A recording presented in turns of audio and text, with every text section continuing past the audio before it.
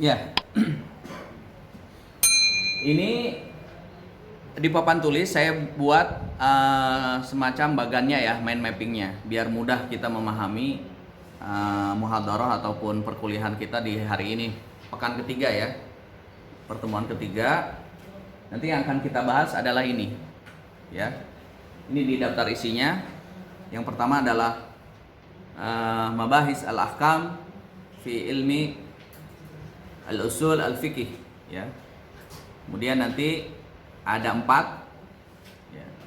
Ada al-hakim, kemudian ada al-hukmu, kemudian ada al-mahkum fi, kemudian ada al-mahkum alaih, ya. Jadi ada 4. Ini pembagian hukum berdasarkan kajian ilmu usul fikih, ya. Kemudian nanti kita akan berbicara juga apa itu definisi al-hakim, kemudian juga al-hukmu seperti apa. Kemudian pembagiannya sebagaimana tadi saya sampaikan tuh di bagan itu, berarti kalau al-hukmu ini ada 2 secara umum, secara garis besarnya. Nanti ada at-taklifi, ya. Ada at-taklifi, kemudian ada al-wad'i. At-taklifi ini yang kita kenal dengan hukum wajib, mandub, kemudian mubah, makruh, haram, gitu ya.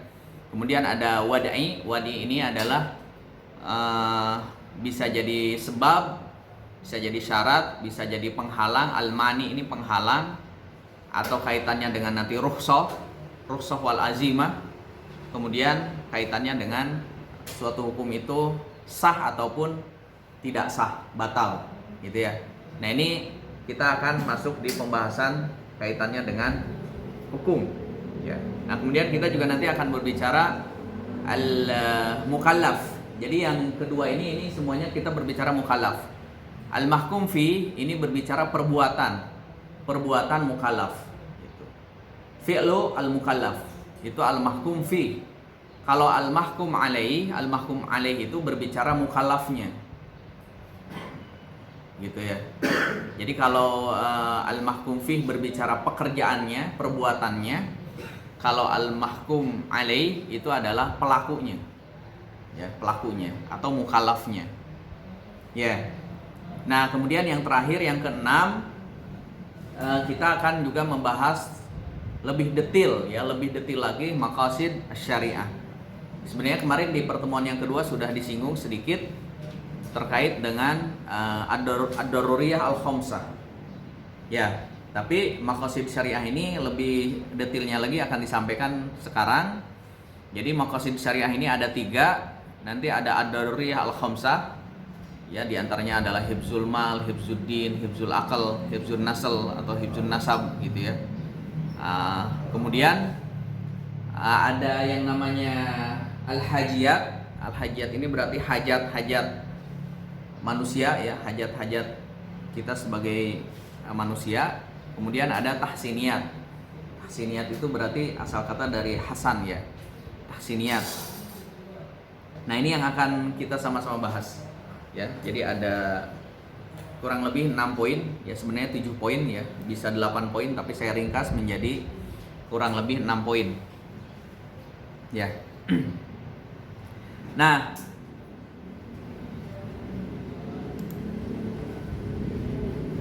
ini ya, ini secara ringkas kayak gini. Ini di slide, ya.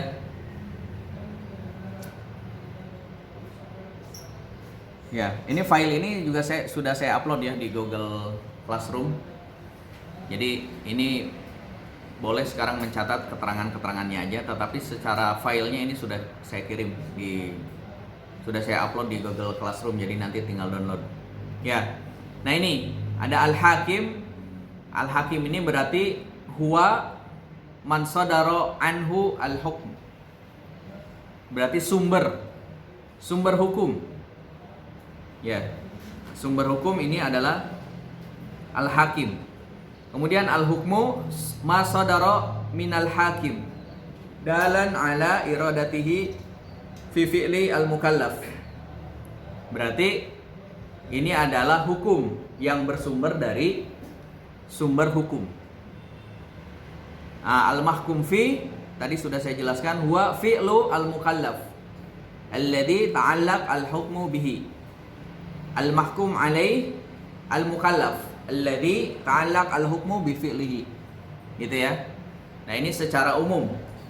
Secara umum basic ataupun awal ketika kita berbicara tentang hukum yang nanti kaitannya dengan fikih, ini tidak lepas dari 4 hal ini. Ada al-hakim, ada hukum, ada al-mahkum fi, ada al-mahkum alaih. Ya. Nah, kita bahas satu-satu. Al-hakim. Al-hakim itu siapa? Al-hakim itu sepakat para ulama adalah Allah Subhanahu wa taala. Jadi sumber hukum itu adalah Allah. Ya. Al-Qur'an adalah wahyu minallah. As-sunnah juga wahyu minallah. In huwa illa wahyu yuha wa ma yantiku anil hawa in huwa illa wahyu yuha. Iya kan? Jadi Al-Qur'an itu adalah kalamullah. Berarti sumber hukum, firman Allah Subhanahu wa taala. As-sunnah juga sama, kalamullah. Firman Allah Subhanahu wa taala yang melalui malaikat Jibril dan redaksinya dari Muhammad. Maka dalam materi atau mata kuliah ulumul Quran nanti ada Al-Quran, kemudian kita mengenal juga ada yang namanya hadis qudsi, ya kan?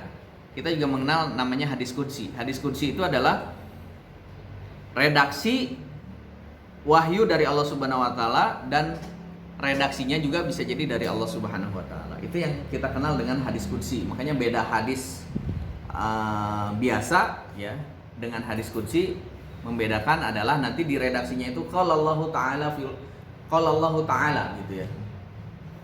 Allah Subhanahu wa taala berfirman, itu langsung redaksinya ketika hadis qudsi itu adalah seperti itu. Tapi semuanya sumbernya dari Allah Subhanahu wa taala, baik itu Al-Qur'an, baik itu As-Sunnah ya, hadis ataupun hadis qudsi. Dan ini semuanya sepakat ya. Kalangan Asy'ariyah, kalangan Maturidiyah, ini semuanya sepakat bahwa Al-Hakim ini adalah Allah Subhanahu wa taala. Kecuali Mu'tazilah yang mengedepankan akal ya. Baik. Ini ya ketika berbicara Al-Hakim. Kemudian yang kedua Al-Hukmu, hukum. Ya, apa itu hukum menurut bahasa? Ya, hukum menurut bahasa itu al-mana'u, al-faslu, al-qada'. Jadi hukum ini sebuah ketetapan, bisa jadi juga menjadi larangan gitu ya, atau penjelasan. Ini hukum secara bahasa. Jadi perintah bisa jadi perintah, bisa jadi larangan ya, atau bisa jadi hukum ini sifatnya adalah wad'an. Tadi ya wad'i ini berarti nanti kaitannya syarat, sebab, halangan atau halangan sebuah hukum. Ini ya, ini ketika kita berbicara hukum. Ya.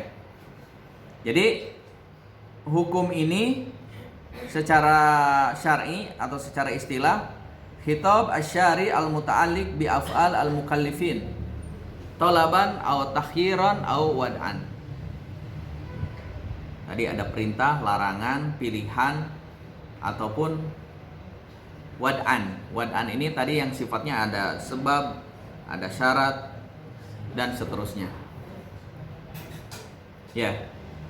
Adapun yang dimaksud dengan hukum dalam istilah al-fuqaha, kalau tadi kan secara istilah usul fikih ya, dalam ilmu usul fikih. Kalau dalam al-fuqaha, hukum ini adalah akibat atau konsekuensi, fahuwa al-asar alladhi yaqtadihi hitab asy-syari' fil fi'li kal wujub wal hurmah wal ibahah. Ya, jadi konsekuensi dari hitab syar'i, ungkapan pembuat syariat atas sebuah perbuatan, misalnya hukumnya menjadi wajib, menjadi haram, atau menjadi mubah. Boleh. Nah, ini yang kita sebut dengan hukum. Ya. Nah, ini Ini sudah saya tulis juga di papan tulis, ya. Nah, jadi hukum ini ada dua secara umum ya. Ada nanti hukum taklifi, kita mengenalnya dengan ada wajib, mandub. Mandub ini sunnah, kemudian mubah, kemudian makruh, kemudian haram. Ada taklifi, ada wad'i, itu taklifi ya. Ada wad'i, wad'i juga sama, 5. Ada sebab, ada syarat, ada mani, rukhsah wal azimah, kemudian sihah wal butlan. Nah ini ya. Ini secara umum berkaitan dengan hukum. Nah selanjutnya, ini saya ngebut ya, mohon maaf ya, karena banyak materinya.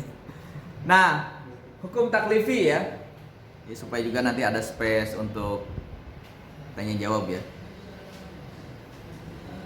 Nah, hukum taklifi ini adalah hukum yang menuntut untuk dilakukannya sebuah perbuatan. Huwa ma iqtada talab al-fi'l minal mukallaf. Ya, baik itu yang sifatnya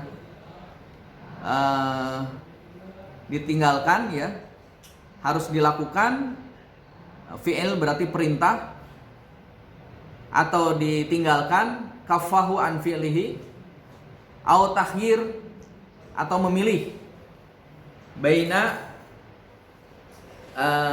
fi'il, antara dikerjakan atau ditinggalkan.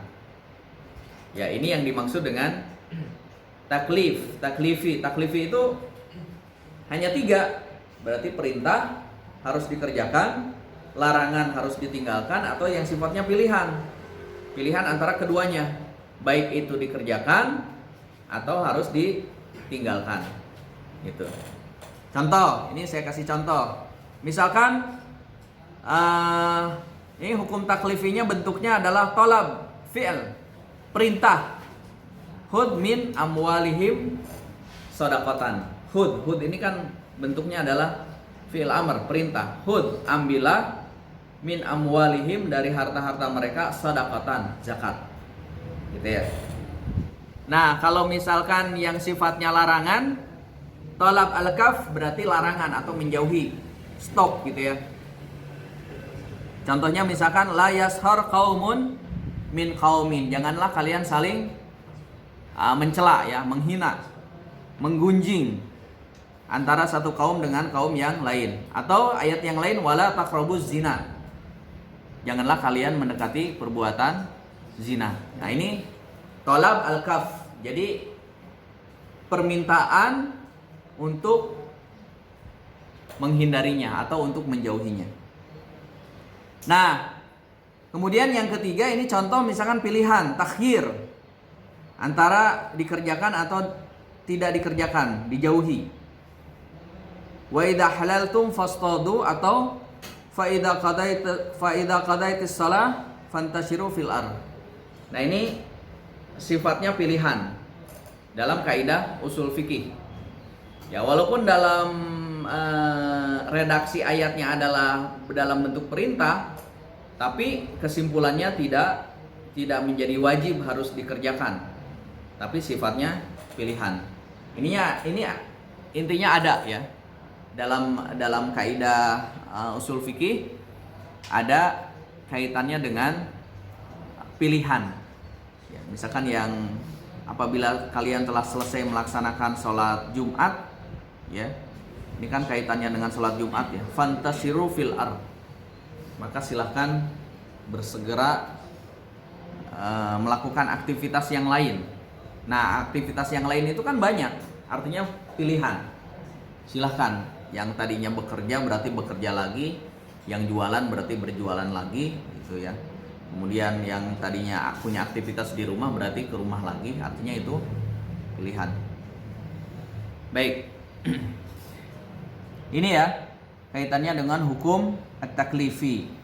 Nah, kemudian macam-macam hukum taklifi tadi juga sudah dijelaskan.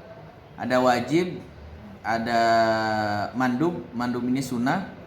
Kemudian ada mubah. Kemudian ada makruh.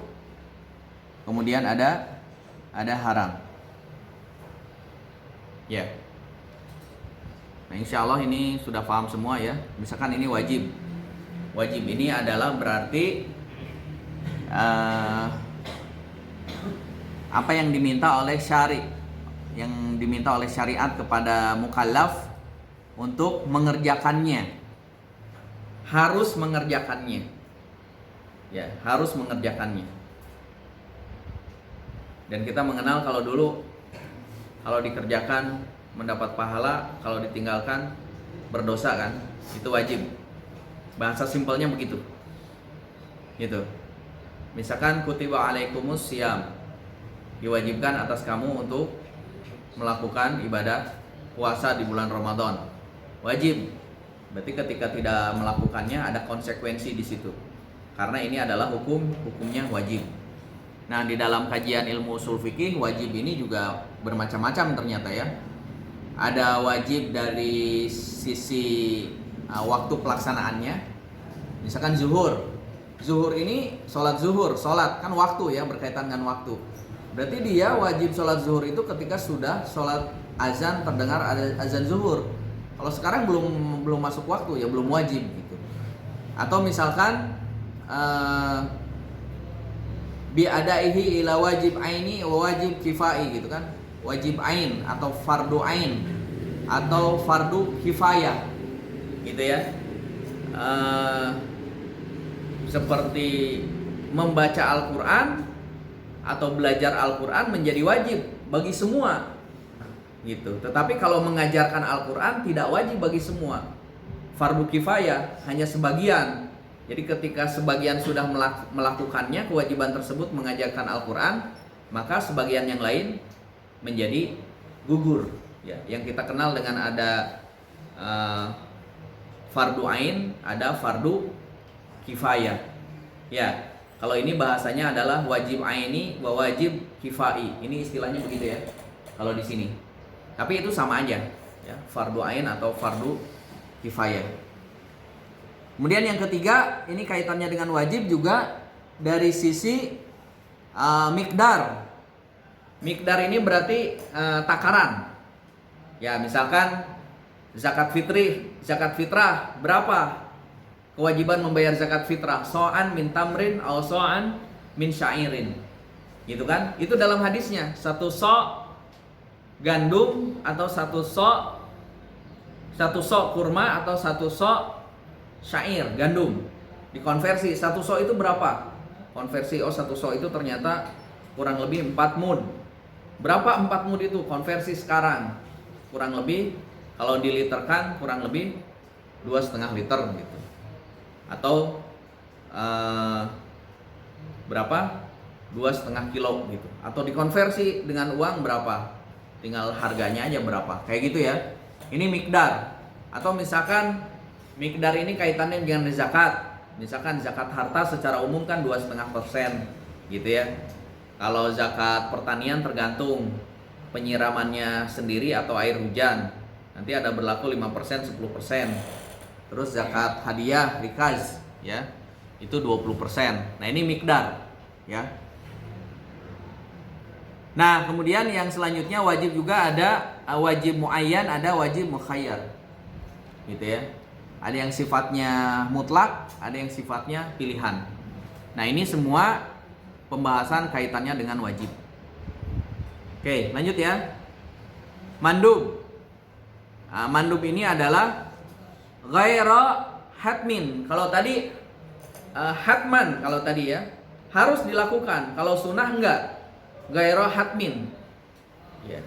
Ini perintah dilakukan tetapi tidak wajib gitu. Artinya ketika tidak melakukan tidak berimbas dosa, tetapi dia berimbasnya adalah pahala. Nah, dalam pembahasan mandub juga kita mengenal dengan yang namanya sunnah muakkadah ya kan. Artinya dia level sunnahnya ini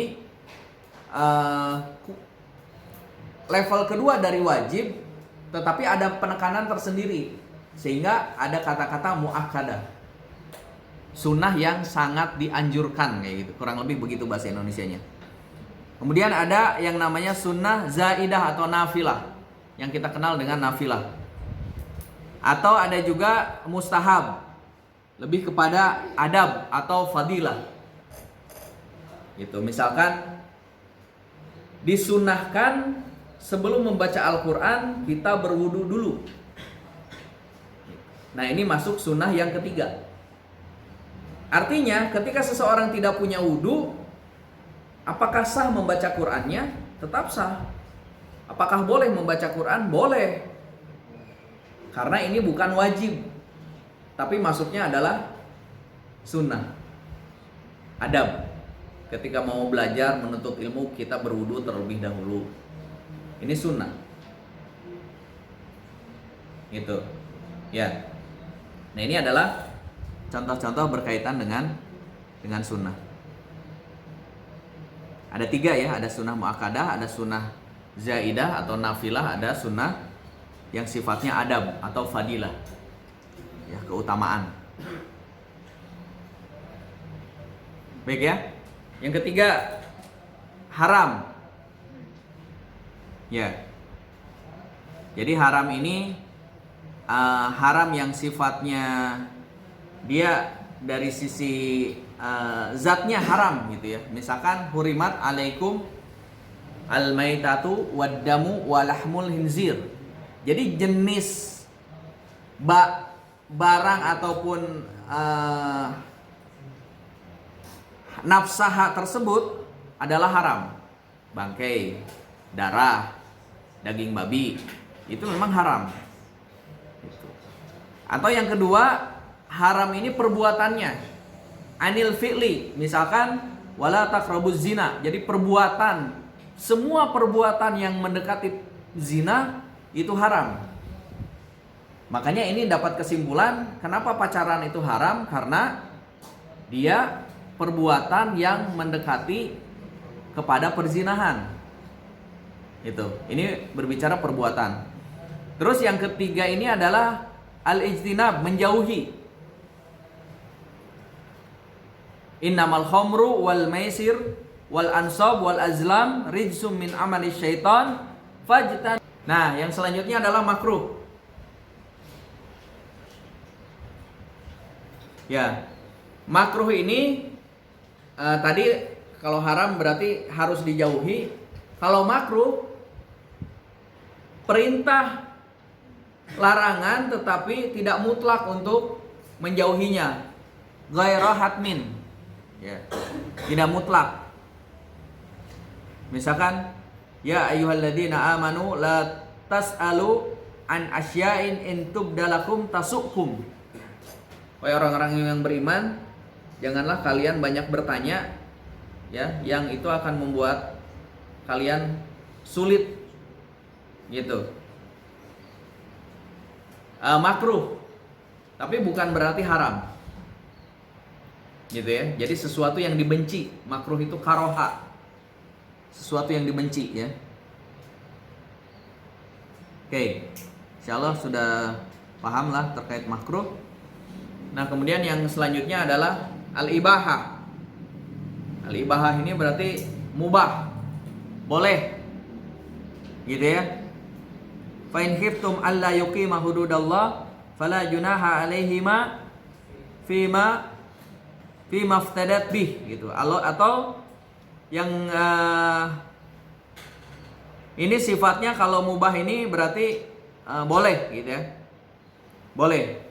Jadi mubah ini adalah hukum-hukum yang di situ tidak jelas ada larangan atau sudah jelas tidak ada perintah, jelas tidak ada perintah, jelas tidak ada larangan, berarti itu kembali mubah, gitu ya. Nanti ada kaidah usulnya, al aslu fil muamalah mubah, gitu ya.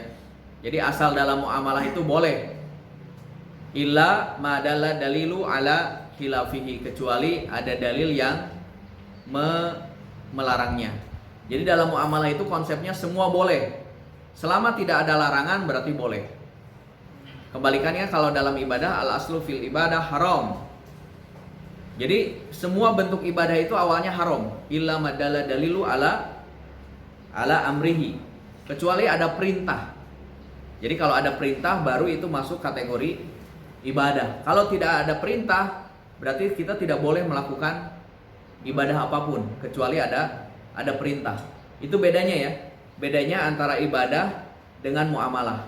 Kenapa? Karena ibadah itu sebagaimana yang kita sampaikan di pertemuan sebelumnya, akidah dan ibadah ini sifatnya apa?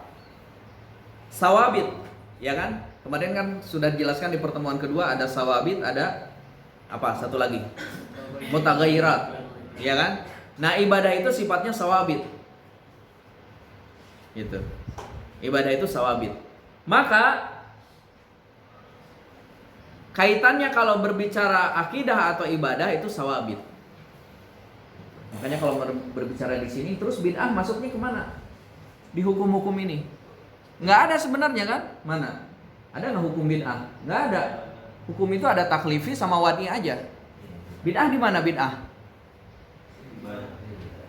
Ya kan? Di mana di sini gitu? Ya, yang nggak ada di sini gitu.